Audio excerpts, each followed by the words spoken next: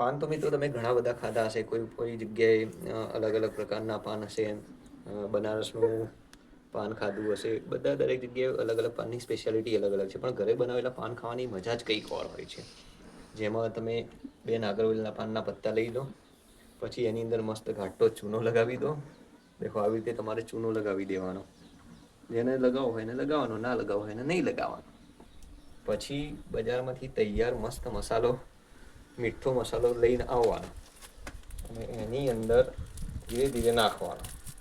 તમારું ઘરેલું અને દેશી પાન એકદમ મસ્ત રીતે તૈયાર થઈ જશે. આ માવો સાદો છે, આમાં કોઈ જાતની ટોબેકો મેળવેલ નથી, એટલે કોઈએ એનો કોઈ ટીકા ટિપ્પણી કરવી નહીં. આમાં બરાબર મિક્સ કરી નાખવાનું. મિક્સ કર્યા પછી તૂટી ફૂટી એક બહુ એસેન્શિયલ ઇન્ગ્રેડિયન્ટ છે આની અંદરનું. જોડે જોડે તમે જોઈ શકો સોપારી, કાચી સોપારી સૌથી બેસ્ટ લાગે છે આની અંદર. ધાણાની દાળ, વરિયાળી ઘરેથી બી તમે લઈ શકો છો, ઘરમાં હોય તો બેસ્ટ, નહીં તો પાનના દુકાનો પરથી મળી રહેશે. અને થોડું તમે સજાવી દો.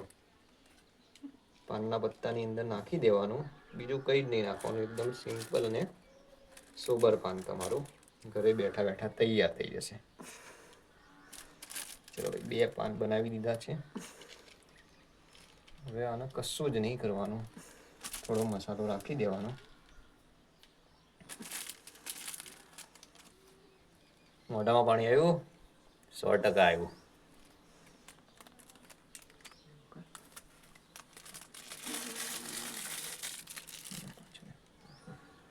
ચલો આ મિત્રો પાન તૈયાર થઈ ગયું છે, અને આવી રીતે મસ્ત ફોલ્ડ કરી દેવાનું, જેમ પાનના દુકાનવાળા કરીને આપતા હોય આમ એને મસ્ત ફોલ્ડ કરી દેવાનું.